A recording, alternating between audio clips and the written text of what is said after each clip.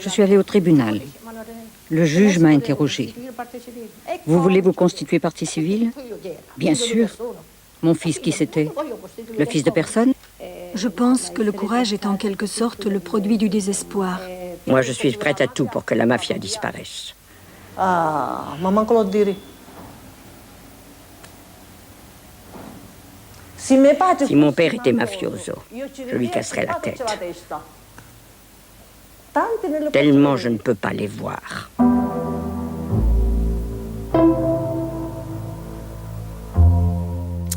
Mesdames, Messieurs, bonsoir. Eh bien, c'est un sujet grave dont nous allons parler ce soir en écoutant ces femmes.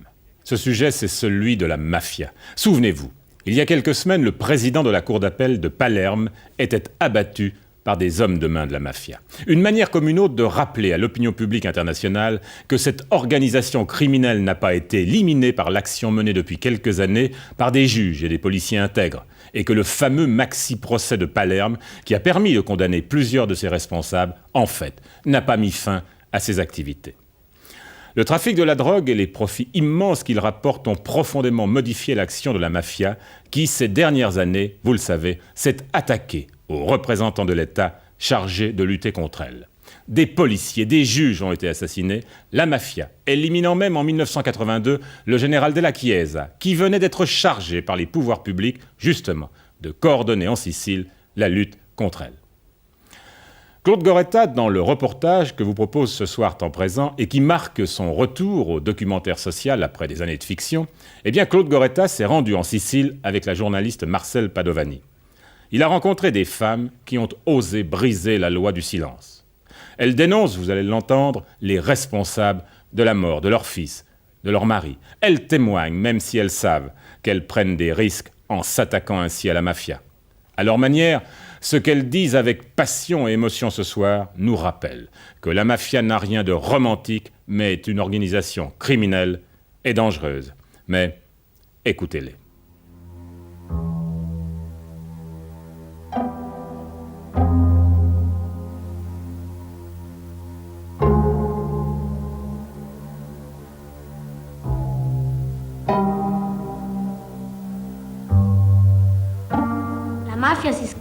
La mafia si scatena come se fosse un uragano.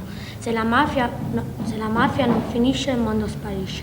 La mafia si sparge come il veleno di un serpente se non facciamo niente. Se la mafia si scatena di più, il mondo andrà giù.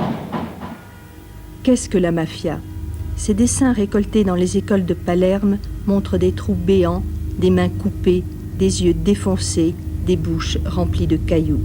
Tout un rituel de l'assassinat mafieux que les petits Siciliens connaissent à merveille et qui indique déjà leur souci de lutter contre le crime organisé. Nous avons recherché, chez les lycéens, chez les femmes, au sein des familles, les signes de lassitude vis-à-vis de la mafia que chacun perçoit dans la société sicilienne. Nous avons voulu enregistrer les signes de ce refus. Mais en janvier 1988, lorsque commence notre reportage, les cadavres s'accumulent à nouveau sur les trottoirs de Palerme après 2 années de trêve. Des petits mafiosi sans importance, des courriers de la drogue, des hommes des institutions aussi, dont l'ex-maire de la ville, assassiné le jour de notre arrivée. Quelle sera l'issue de la bataille? La mafia sera-t-elle battue? Inspirée par l'exemple du juge Falcone, certains se lancent à leurs risques et périls. Tutti questi omicidi che sono successi durante la settimana è il sindaco di Palermo che ha scoperto alcune cose della mafia e voleva parlare davanti al tribunale. E i mafiosi si sono impauriti, se parlava e qualcuno li scopriva, andavano a finire in galera e gli hanno tappato la bocca uccidendolo. E questo capita spesso? Sì.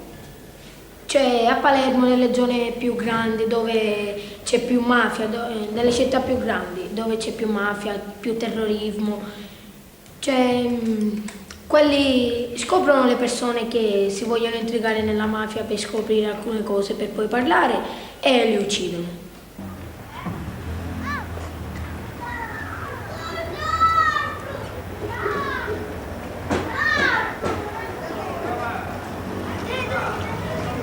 Les mères Courage, par exemple, venues du monde de la mafia, elles ont pourtant rompu la loi du silence en dénonçant, pour la première fois devant des juges, les assassins de leur mari ou de leur fils.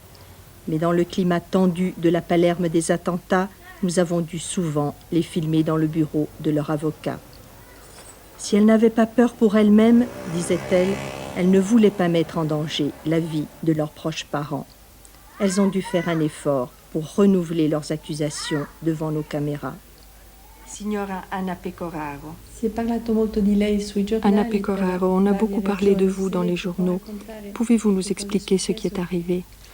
Eh bien, disons que ma famille et moi pouvons nous considérer comme des victimes de la mafia, comme on dit. Signora Felicia Impastato. Que s'est-il passé il y a 10 ans? La fine del mondo successe. La fin du monde est arrivée il y a 10 ans. Ils ont tué mon fils. Pietra Loverso, combien de parents avez-vous perdu ce jour-là? 4. Qui Le frère de mon mari qui était le mari de ma sœur. On était 2 sœurs et 2 frères.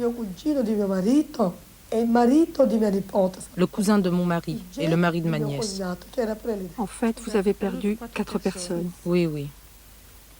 Signora Vita Rugnetta, ho sentito dire che lei ha fatto le feste. Il paraît que vous passez les fêtes de Noël, de Nouvel An et de Pâques au cimetière. Les fêtes, je les passe avec mon fils au cimetière.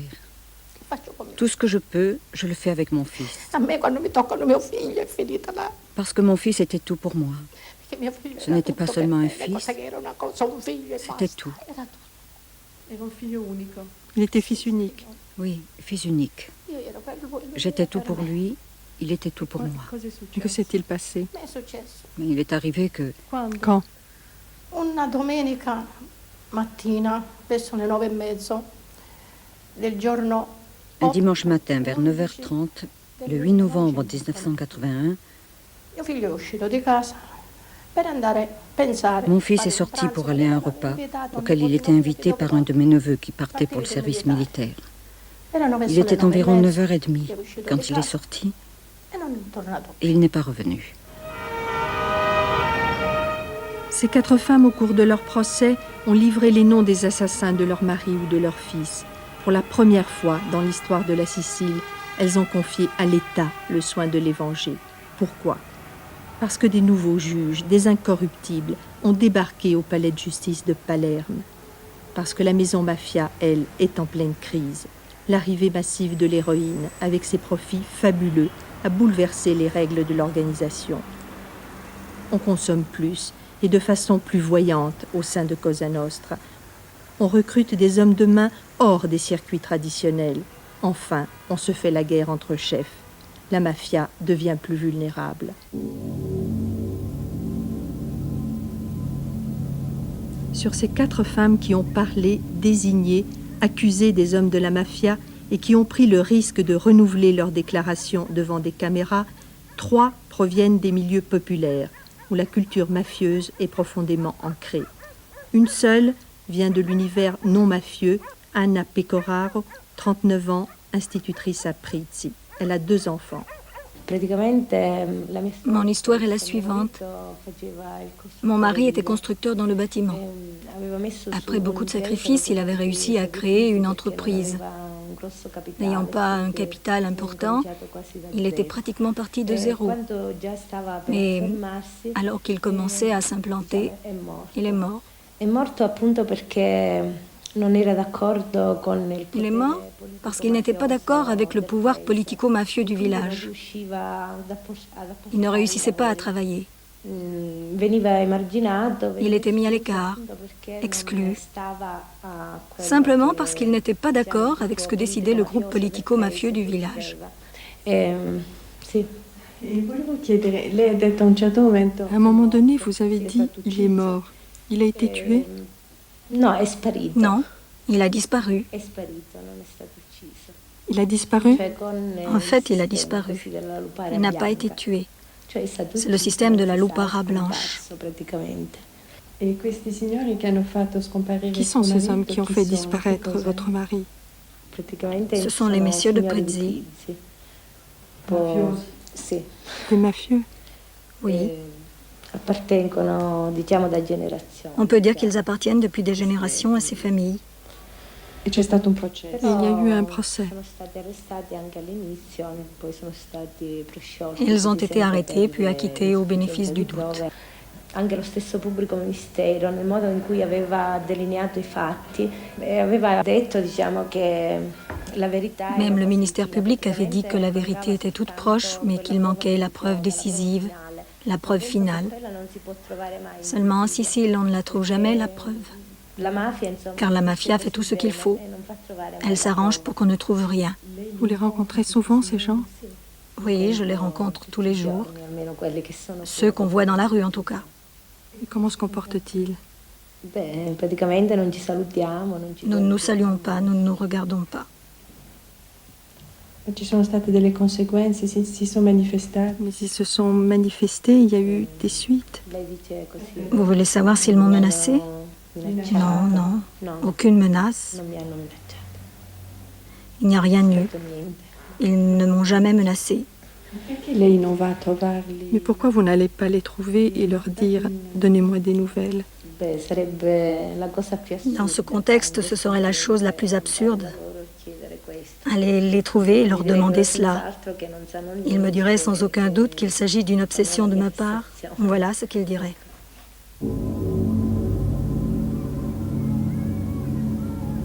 Si Anna n'a pas retrouvé le corps de son mari, Vita, 68 ans, a eu plus de chance. On lui a rendu le cadavre de son fils, pieds et poings liés par une corde serrée au niveau du dos, dans la position humiliante d'une petite chèvre. Vita réagit comme un animal blessé. La violence de ses sentiments lui donne un courage surhumain. Verso le 5:30 di pomeriggio sono venute le guardie. Vers 5h30 de l'après-midi, les gardes sont venus me dire que quelque chose était arrivé à mon fils. Moi, j'étais tranquille. Que pouvait-il arriver à mon fils?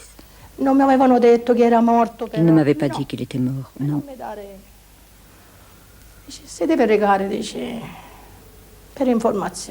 Je devais aller avec eux pour des informations. Lorsque je suis arrivée là, personne ne voulait rien me dire. Puis quelqu'un m'a dit, votre fils n'est plus. Pourquoi il n'est plus là? Où est mon fils? Ils l'ont tué. Alors je n'ai plus rien vu, plus rien entendu. Je suis allée le lendemain à la médecine légale. Je voulais voir mon fils. Ils ne m'ont pas laissé le voir dans l'état où il était.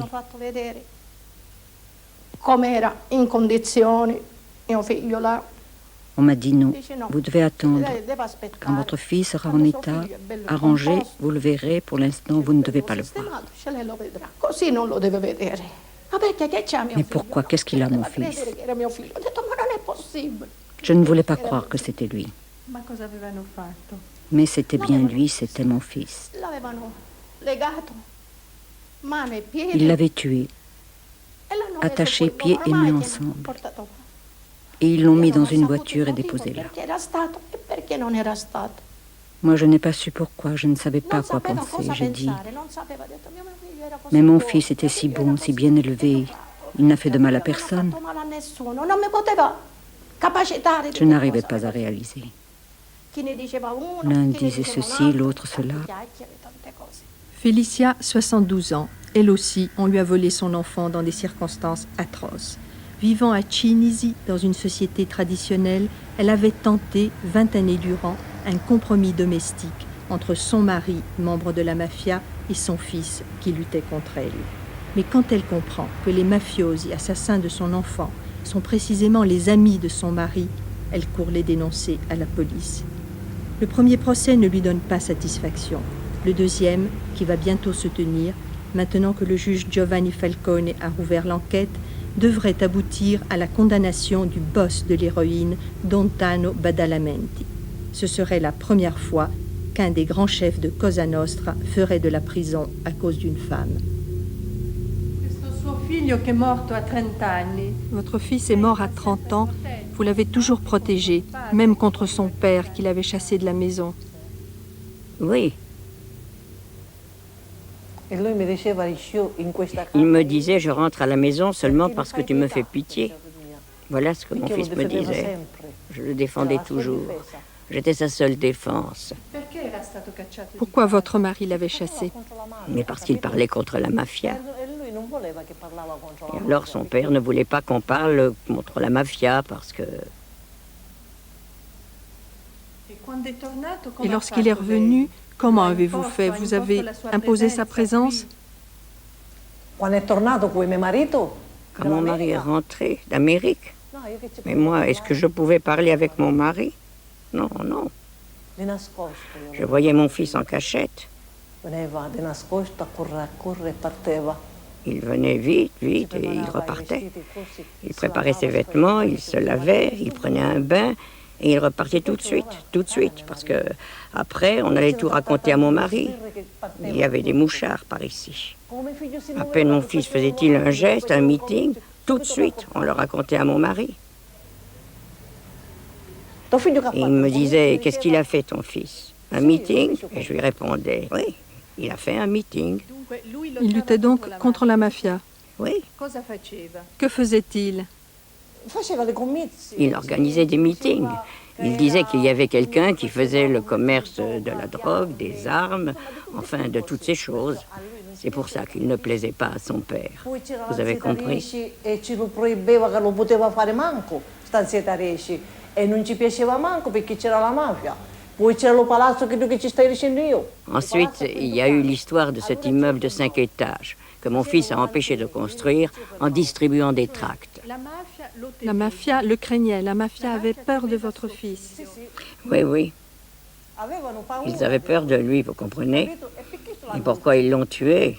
Mais parce qu'ils avaient peur. Parce qu'ils leur mettaient des bâtons dans les roues. Vous avez compris?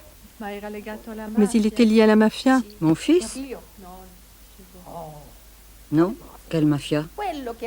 On dit que celui qui aurait été l'ami de mon fils était lié à la mafia. Contorno, un repenti. Mais mon fils n'avait rien à voir avec lui, rien. Et ils l'ont tué pourquoi? Je ne sais pas. Il disait qu'il était l'ami de cet homme. Et votre mari était lié à ces gens, Badalamenti et compagnie? Bien sûr, ils étaient amis.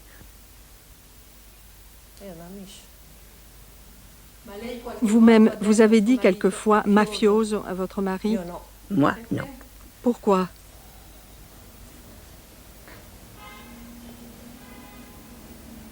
Nessuna volta ce l'ho detto. Je ne lui ai jamais dit parce qu'il était dur. Quindi non mi conveneva io parlare con mio marito. Je n'aimais pas parler avec mon mari. Era troppo rigido. Il était trop dur. À Borgetto, 3000 habitants, près de Palerme, une école pilote prend à la base le problème de la mafia. Des cours sur les mécanismes de l'organisation, la formation des clans et même sur la mentalité mafieuse qui est répandue dans toutes les couches sociales. Signor Boss, ti scrivo per dirti che mi fai pena. Tu in realtà, se non esistessi, la mafia, non ci saresti per niente. Adesso sei potente, perché la mafia si scatena. Boss, tu che non ti fai mai prendere, vorrei vedere cosa faresti se uscissi fuori dalla tua tana.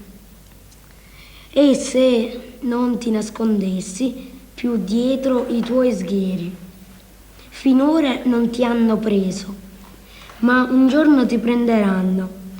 Verrà il giorno che noi tutti ci ribelleremo. Parleremo, così proprio tu, boss, sarai solo senza i tuoi sgherri e avrai paura e sarai come un verme. Verrà il giorno in cui non esisterai, così il mondo sarà in pace. Sposereste un mafioso? Io? No. No? E le altre? Potete stare sedute? Le altre? Nessuna. E perché? Perché da una parte ci farebbero pure a noi combattere, cioè essendo pure nella mafia, ci porterebbero con loro pure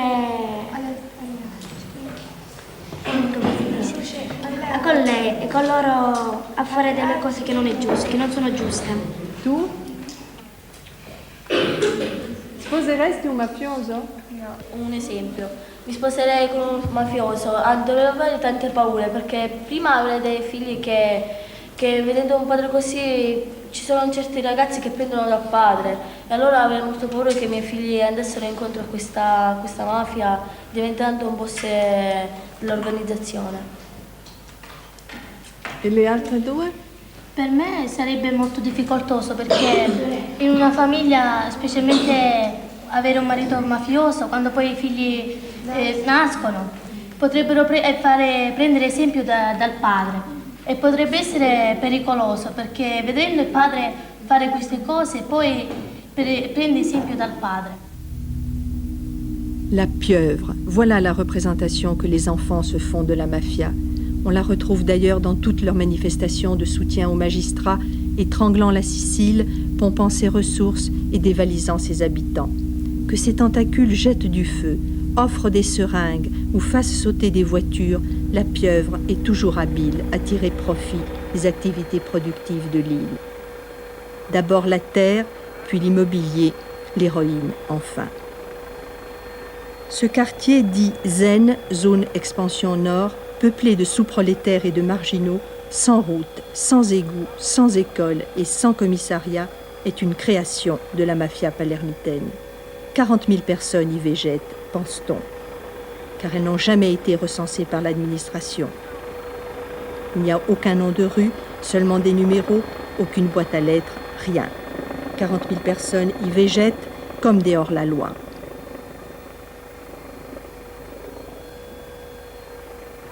D'après la police, ce quartier misérable sert de base au commerce de l'héroïne, de zone franche pour les petits et moyens trafiquants et de cache pour les courriers de la drogue.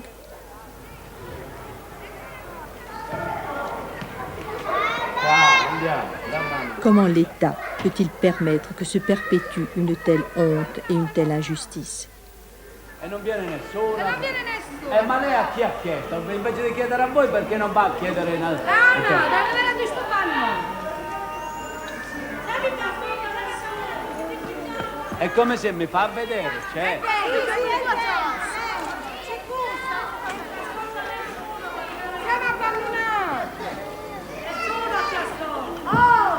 Sono venuti a pulire qua.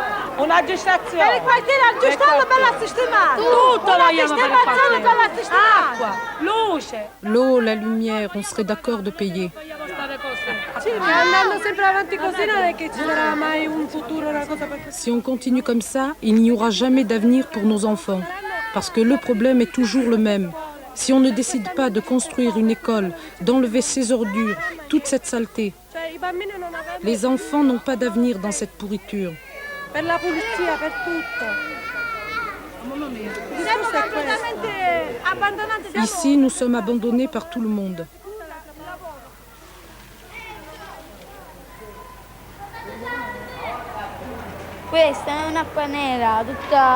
Ça, c'est de l'eau noire, de l'eau d'égout, nos ordures.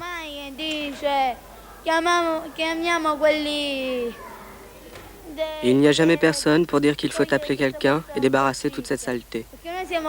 Nous sommes des enfants, et ce que nous pouvons faire, c'est rien. Là-bas, c'est de la saleté, et ici, encore de la saleté. Un enfant ne mérite pas de vivre dans un endroit pareil. Il y a des maladies? Oui, des hépatites virales, des trucs comme ça. Qui est responsable? Personne. Dis-moi, il y a de la mafia par ici? Beaucoup de mafia. Dans le quartier? Je ne peux pas dire combien, mais elle est là. Il y a ceux qui se droguent, ceux qui jettent les seringues. Et il y a ceux qui jettent les ordures, comme là.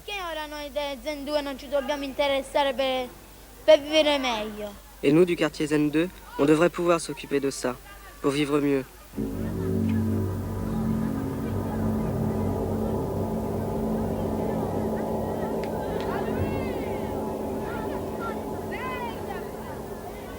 qua allo Zen, questa è la piscina palermitana dello Zen 2. Ça, c'est la piscine palermitaine du quartier Zen 2. Tutti i bambini con un cagnolino, qua il suo amico migliore è Ici, les enfants ont pour meilleur ami des rats d'1 kilo, 1,5 kg. In estate qua non c'è bisogno di andare a mare a vedere. En été, on n'a pas besoin d'aller regarder les filles au bord de la mer. Il suffit de venir ici et on voit des hélicoptères. Les hélicoptères, ce sont des insectes énormes. Specialmente che i drogati si vengono a bucare qua. Là, il y a les seringues des drogués qui viennent se piquer. Et les enfants s'amusent bien en jouant aux fléchettes contre les murs. Noi ci divertiamo molto. C'est un jeu très rigolo pour les petits. Et nous, on apprécie beaucoup. C'est une honte. Nous sommes tous ici des ordures pour les gens qui nous ont abandonnés. Si au Zen, il n'y a ni commissariat ni ronde de police, au cœur de la vieille Palerme, en revanche, les contrôles spectaculaires et improductifs sont menés courantes. On mobilise alors les carabiniers, leurs hélicoptères et leurs chiens sous le regard sceptique du quartier. Pourquoi ? Parce que l'État cherche à se dédouaner vis-à-vis de l'opinion publique qui demande des actes, tout en sachant parfaitement que les administrations régionales et provinciales en Sicile sont corrompues par la mafia. Combien d'assesseurs qui ont reçu de lourdes enveloppes pour fermer l'œil sur une construction illégale ou non conforme aux normes ? L'État n'a découvert qu'en 1988 la honte du Zen qui durait pourtant depuis plus de 10 ans. Plus efficace et plus rouée, la mafia, elle, sait offrir du travail. Courrier de l'héroïne ou tueur à gages, membre à temps plein ou à temps partiel de l'Onorata Società et une place dans la hiérarchie du crime. Les 15% de chômeurs de Palerme sont pour elle un réservoir de main-d'œuvre inépuisable. Qu'est-ce que vous attendez ? Des formulaires. Pourquoi faire ? Pour avoir un travail. On vous donne du travail ici ? Qu'est-ce que vous voulez faire ? Travailler. Nous sommes tous chômeurs. Quel type de travail ? N'importe lequel. Pourquoi vous inscrivez-vous ? Pourquoi ? Pour l'école maternelle ou pour une crèche, je suis diplômée. Je suis là pour n'importe quel genre de travail, parce qu'on ne peut pas choisir un travail plutôt qu'un autre. Plus on remplit de formulaires, plus on a de chances d'avoir un travail. Je suis diplômé et je suis prêt à faire n'importe quoi. Pour faire quoi ? Pour avoir un travail. Quel travail ? N'importe lequel.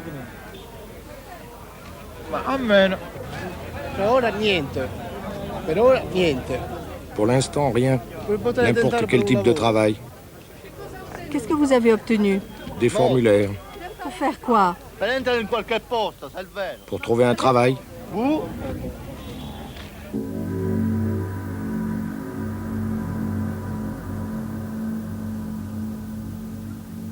Le pouvoir de la mafia trouve son plus profond ancrage dans la mentalité sicilienne moyenne, la culture de l'honneur et du chacun pour soi et la valorisation du silence. Les enfants de l'école antimafia de Borgetto, qui se disent aujourd'hui prêts à rompre la loi du silence, résisteront-ils demain à la pression sociale en faveur de la bouche cousue ? Le famiglie mafiose hanno un unico capofamiglia che si chiama il boss, poi accanto ci sono il padrino e poi ancora più sotto ci sono la manovalanza, sono i picciotti, quelli che devono fare, ammettiamo, devono spacciare droga, devono uccidere qualcuno che ha visto parlare. Invece nelle nostre famiglie sono molto diverse, abbiamo pure noi un giudizio da mettere, possiamo parlare tutti, c'è un problema, ne parliamo tutti in famiglia, invece le famiglie mafiose ne parlano solo il boss, il capo della famiglia. Scusami, però diciamo che c'è un rapporto fra la famiglia mafiosa e la famiglia e che A parte la solidarietà e la complicità, c'è anche il silenzio. Sì, c'è anche il silenzio. Ammettiamo, quello vede un omicidio da parte della mafiosa e pensa che sia meglio non parlare, però gli può chiedere di queste mafiose di fargli pure un favore. Perciò c'è questo silenzio in molte città dove ci sono nei centri, dove ci sono i centri dove vivono queste mafiose. Mettiamo, vedono qualche omicidio, questa gente sta zitta e in cambio qualche volta chissà sarebbe in galera e questi mafiosi gli fanno un favore perché non ha parlato. E il silenzio c'è anche nella famiglia normale? Nella famiglia normale no, credo che non ce ne sia silenzio. Ma non è che ti si dice, ma tu stai zitto, ma questo non lo devi dire. Ah sì, questo sì, se ne parla in molte famiglie. Di questo di non parlare, ammettiamo, vedi qualche cosa sospetta di non dire niente. Sì, c'è questo silenzio pure nelle famiglie normali. Se nel mondo non ci fosse più omertà, ogni uomo sarebbe libero di dire ciò che sa. Se noi, senza avere più paura, reagiremo, l'omertà per sempre elimineremo. Io sono sicura che noi, oggi bambini, ed uomini e donne domani, di questo argomento non ce ne laveremo le mani. Anzi, con la nostra buona volontà faremo in modo che la vita cambierà.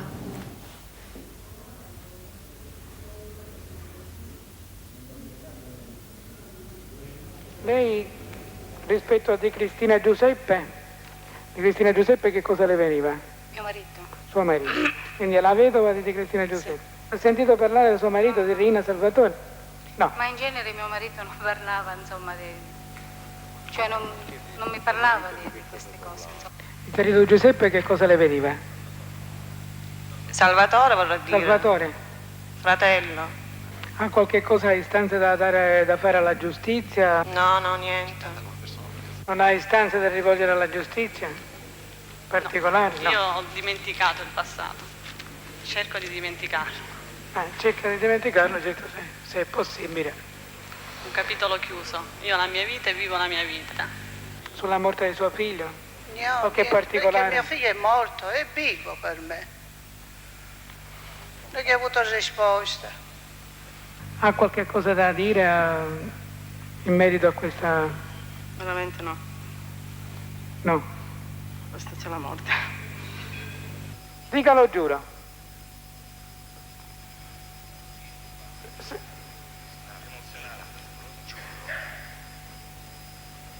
Lo giuro. Conferma la dichiarazione che ha reso in istruttoria? Ma guardi qua! Francesca, che cos'è l'omertà? Per me l'omertà, se io vedessi qui a Borgetto un omicidio, io vorrei parlare, però dai carabinieri vorrei una protezione e vorrei che loro facessero il mio nome solo quando fanno il processo.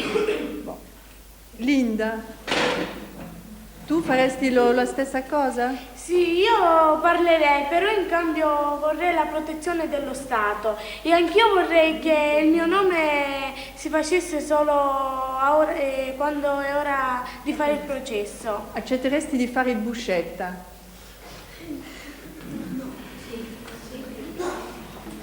Sì o no? Sì. Antonella, accetteresti di fare il buscetta? No. Perché? Perché mi spaventerei. Perché ti spaventeresti? Se mi ammazzate. Antonio, tu faresti il buscetta? No. Dimmi perché. Perché mi spaventerei se mi uccidessero. Solo per quello? O ci sono altri motivi? No. Cioè è uno che ha rotto il silenzio. Tu accetteresti di rompere il silenzio? No. Tu non vuoi parlare? Se vedi 10 omicidi non parli? No. Perché? Non vorrei parlare.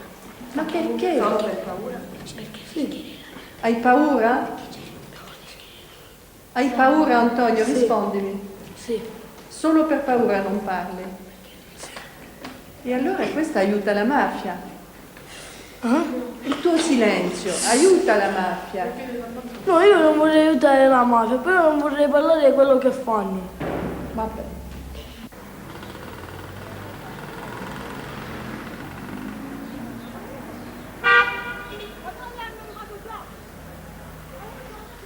Une formule lapidaire résume encore l'attitude extrême des Siciliens, même lorsqu'ils ne sont pas membres de Cosa Nostra, ni avec la mafia, ni avec l'État. C'est ainsi que pendant longtemps, les témoins se sont fait rares lors des procès mafieux et que personne n'a rien vu un soir de septembre 1982, lorsque le général Dalla Chiesa a été assassiné.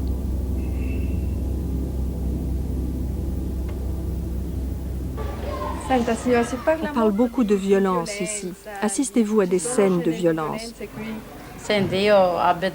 Non. Moi, j'habite ici et je ne fréquente pas les autres rues. Je vois ma belle-mère et ma sœur. Les gens qu'on rencontre en sortant, on les salue. Rien de plus. Vous n'entendez parler de rien? Rien. C'est mieux de ne pas parler. Vous dites que c'est mieux? Oui. Pourquoi? Rester bouche cousue, à mon avis, c'est mieux.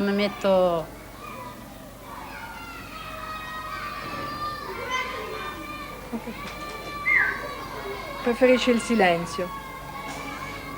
Sì? Maggiormente ho due figli che sono come me. J'ai des enfants qui sont comme moi, amis de tous, Fedele con nessuno. mais frères de personne. Perciò mi faccio il mio lavoro. Moi, dans la journée, je fais mon travail. Con tutto, e poi alla sera, quando sono a casa, più mi dedico alla famiglia che magari. Je parle avec tout le monde, et le soir, je reste chez moi avec ma famille. C'est mieux que d'aller traîner au bar, d'aller parler avec n'importe qui et de faire des commérages. Mais est-ce que derrière le refus de parler, il n'y a pas la peur? Chez les autres, je ne sais pas. Perché come ci ripeto, ognuno ha dei suoi problemi. C'è quello che sta quando per te succede una cosa e magari. Comme j'ai dit, chacun a ses problèmes. Il y a ceux qui crient sur les toits dès qu'ils voient quelque chose, et ceux qui savent tenir leur langue. Par peur, par timidité, parce qu'ils ont honte, je ne sais pas.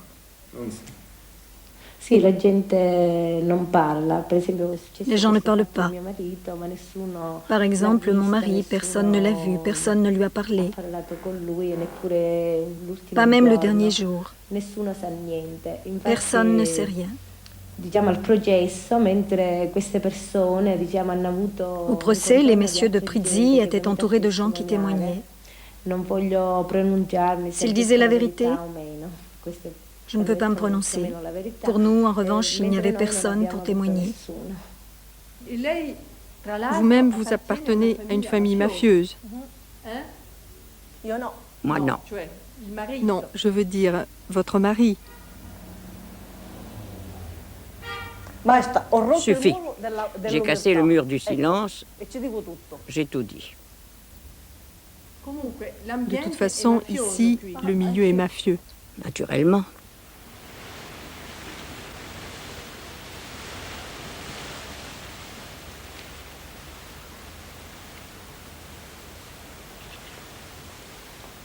Rompre la loi du silence, c'est alors choisir la solitude, quelquefois la mort civile, en tout cas la fin de la vie sociale. On voit les amis qui s'éloignent, les connaissances qui ne vous reconnaissent plus, la vie qui rétrécit. C'est facile, lorsqu'on a parlé, de devenir un mort-vivant dans le monde de l'omerta.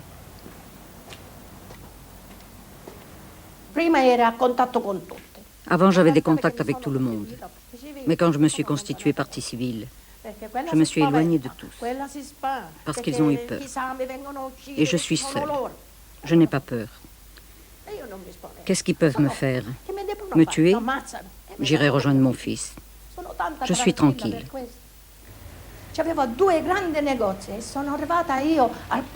Avant, j'avais 2 grands magasins. Aujourd'hui, 7 ans après, je n'ai plus qu'un petit local.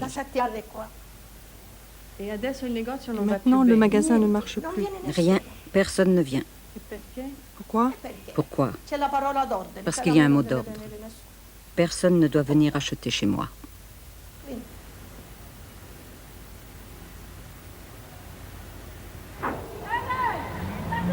Signora, Faustino di Tasce, da Merettili Signore, 27.000 lire. Forza, tovaglioli e pannoline, assolvente, spiriamira, lotta.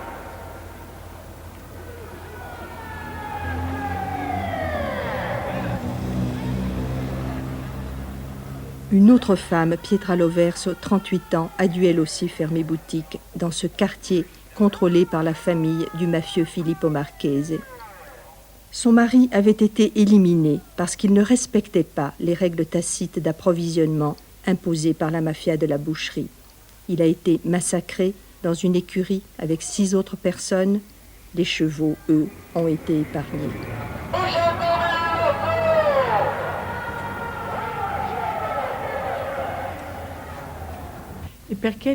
Et vous n'avez pas eu peur? Non, parce que mon mari était innocent. C'est pour ça que je n'ai pas eu peur. Mon mari était quelqu'un qui s'occupait de ses affaires. Il était à sa boucherie du matin au soir. C'était un homme qui s'occupait de sa maison et de son magasin, c'est tout. Rien d'autre. Que s'est-il passé ensuite? Vous avez reçu des menaces? Oui, au moment du procès. Et que disaient ces menaces? Qu'il voulait me tuer. Au téléphone? Oui. Et comment ça s'est passé pour votre vie, pour votre magasin? Au magasin, depuis que j'ai fait le procès, plus personne n'est venu. Je ne vendais plus rien à personne. Je continuais à acheter de la viande, cela me coûtait cher. J'achetais, je jetais tout. Après 10 mois, j'ai dû fermer le magasin. Comment vivez-vous maintenant? Vous avez un travail? Non. Moi, je demande du travail. J'ai présenté une demande à la région. J'ai parlé avec le député et il m'avait laissé de bons espoirs. Et maintenant, je vois au contraire qu'il n'y a aucun espoir. Alors, je m'arrange par mes propres moyens. Qu'est-ce que je peux faire? Parfois, on me demande un petit travail, des courses, des bricoles.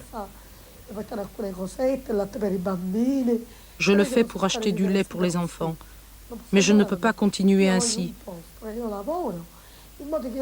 Je veux un emploi pour entretenir ma famille. Parce que 4 enfants, c'est 4 enfants. Vous avez peur pour eux? J'ai peur parce que les enfants sont petits et qu'ils n'ont pas d'avenir. Parce que ce sont des enfants. Ils ont des amis qui sont dans la rue.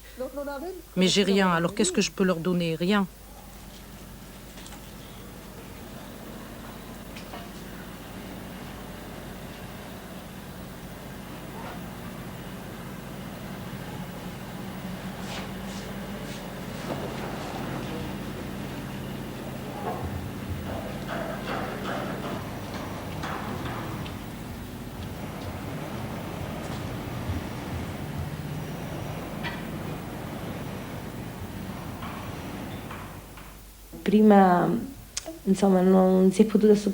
Au début, j'ai eu beaucoup de mal à accepter la cruauté avec laquelle la mafia nous a traités. Elle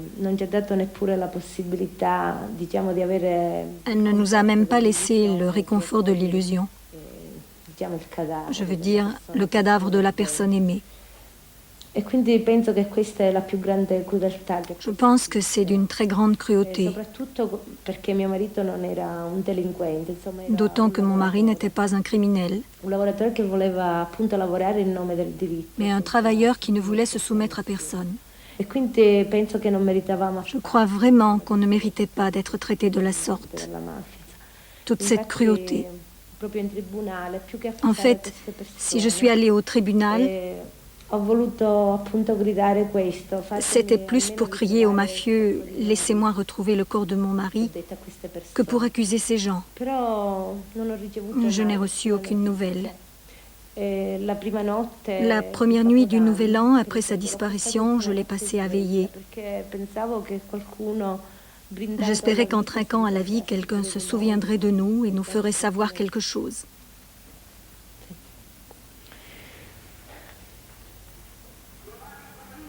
Seules, ignorées, souvent sans travail, trouvant partout porte close, qu'elles appartiennent ou non à l'univers de la mafia, il faut à ces femmes un vrai grand courage pour dénoncer à la justice les assassins de leurs parents. Sono andato lì al tribunale. Je suis allée au tribunal. Le juge m'a interrogée. Vous voulez vous constituer partie civile? Bien sûr. Mon fils, qui c'était?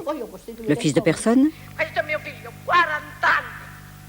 Mi hanno distrutto a me la vita e mi hanno distrutto a mio figlio. Le mandano a mio figlio, sono rimasta sola. Che io sono sola, non aveva nessuno, solo questo figlio. Lui era per me e io era per lui. Quindi i signori, è giusto, se sono oneste, sono uomini d'onore, devono dire perché hanno ucciso mio figlio. Non è vero quello che dici Sinagre, che ha sentito dire, perché tutto il resto l'ho sentito dalla stampa, che è stato ucciso perché conosceva Contorno. Non è vero che non conosceva Contorno. Ammetto pure che mio figlio conosceva Contorno. Ammetto pure questo. Non era il modo di uccidere mio figlio in questo modo, strangolarlo e metterlo nel coso. Sinagra dice la verità. E se vogliono venirmi a uccidere ora, queste signore fanno venire a uccidere a me, me ne vado con mio figlio. Perché non ho più a nessuno, signor Presidente, solo questo figlio, questo, 40 anni che me l'hanno ucciso in questo modo e non la perdono a nessuno. Le ho detto tutto. J'ai tout dit. Ceux qui ont appelé mon fils, ceux qui ont fait le travail, ils doivent être punis sévèrement pour ma douleur de mère. Pour le reste, je m'en remets à la justice. Comment avez-vous fait pour rompre le silence? D'où vous est venu ce courage? C'est le courage de l'amour, de l'affection pour mon fils. C'est ça le courage. Une mère qui tient à son propre fils, à son propre sang, oublie tout le reste. Penso che il coraggio nasce un po' dalla disperazione, in primis. Je pense que le courage est en quelque sorte le produit du désespoir. Quand on a été traité aussi cruellement, c'est d'après moi la seule vengeance possible. Et puis, nous avons tous une formation culturelle. Moi, j'ai toujours eu une attitude antimafieuse. Je continue la lutte afin que les autres puissent mieux comprendre le problème. Je suis convaincue que, aujourd'hui, la répression ne suffit plus pour combattre la mafia. C'est un élément positif, bien sûr. Mais ce qu'il faut surtout, c'est former une nouvelle conscience qui s'oppose à ce système et à ce genre d'individus. Comment vous est venu ce courage? L'instinct, c'est un instinct. Parce qu'ils ont fait une chose horrible. Parce que s'ils le tuaient et laissaient son corps entier, mais faire ça, une chose aussi moche, il ne peut rester de lui que ses mains et ses pieds, et c'est tout. Ils les ont mis dans un sac avec des cheveux, des choses, et voilà. Une tragédie terrible, une tragédie comme il n'y en a pas. Il faut une punition, pas une vengeance contre une vengeance, mais ils doivent être punis. Mais en défendant votre fils, vous devenez antimafieuse. Bien sûr. Moi, je suis prête à tout pour que la mafia disparaisse. Ah, maman che lo dire. Si mon père était mafioso, je lui casserais la tête. Tellement je ne peux pas les voir. C'est le juge Falcone, infatigable chasseur de mafiosi, qui symbolise pour elle la justice. Souvent, il a sollicité leurs témoignages, accompagné leurs dépositions. Il connaît à fond leurs mécanismes psychologiques. Mais d'où vient leur courage? Je dirais de rien en particulier.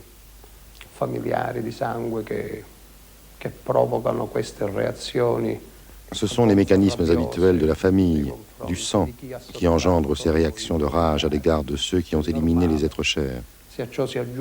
Tout ceci est tout à fait naturel. En plus, chez certaines femmes, on remarque un comportement réellement courageux. Il est clair que dans ce genre de situation, les traits de caractère de chaque individu sont mis en relief. Vous me paraissez bien sceptique et pragmatique. Je pensais qu'il s'agissait d'une nouvelle conscience, de quelque chose de différent qui se développait chez ces femmes. Non, je n'y vois pas une nouvelle conscience. Non la vedrei in queste vicende. Molto spesso sono vicende che non... Très souvent, ce sont des histoires qui ne vont pas au-delà du cas particulier. Una nuova consapevolezza io la vedo invece in una... En revanche, je vois une nouvelle conscience dans le comportement global de la société face aux phénomènes mafieux. Un mutato atteggiamento. C'est un phénomène naissant qui doit se solidifier, mais qui existe bel et bien.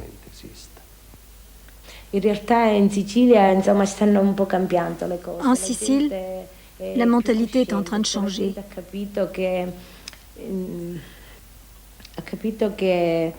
Les gens prennent conscience qu'en étant solidaires de ces mafiosi, en fait, ils se font eux-mêmes du mal.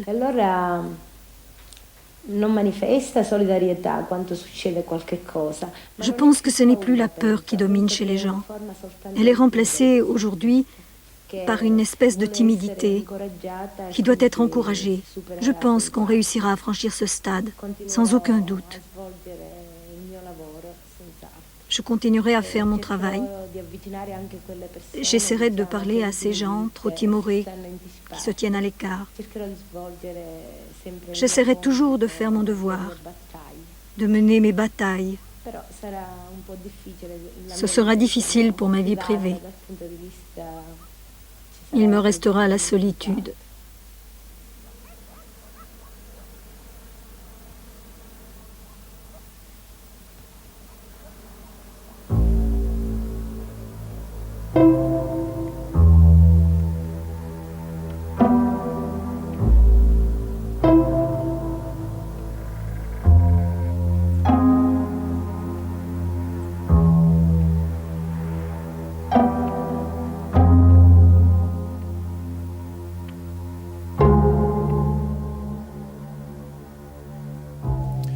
Voilà, c'était donc l'histoire de Vita, Felicia, Pietra et Anna qui ont accepté de témoigner, vous l'avez entendu, de crier leur colère devant les caméras de Claude Goretta.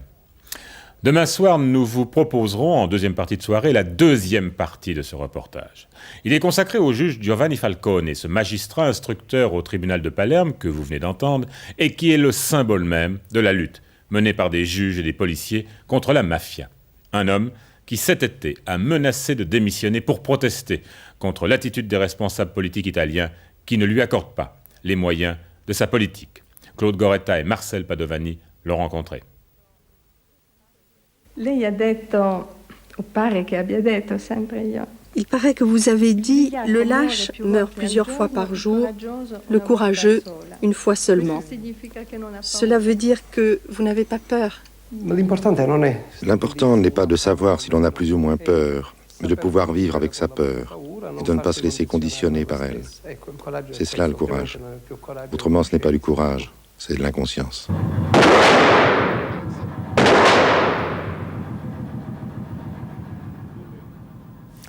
Et puis, jeudi prochain, Temps Présent vous proposera un autre reportage consacré à la situation en Israël. Vous le savez, les Israéliens vont bientôt se rendre aux urnes et élire leur parlement, la Knesset, alors que depuis des mois, le soulèvement des Palestiniens dans les territoires occupés a profondément modifié la situation politique dans cette région. Gérald de Mury et Pierre Demont se sont rendus en Israël. Voici quelques images extraites de leur reportage que nous vous proposerons jeudi prochain. En 11 mois, l'armée israélienne n'est pas parvenue à mater la révolte palestinienne. Et l'opinion israélienne s'est radicalisée. Avec des gens qui vous jettent des pierres à la figure, il n'y a aucun terrain d'entente. À ceux qui refusent toute concession s'opposent ceux qui proposent un compromis territorial. Israël et les Palestiniens devront en arriver au dialogue. Et je suis loin de le regretter. L'enquête conduite sur place par une équipe de Temps Présent permet de comprendre les enjeux actuels. Un document essentiel à ne pas manquer à la veille des élections israéliennes. Jeudi prochain, 20h05, temps présent, Israël, un espoir éclaté.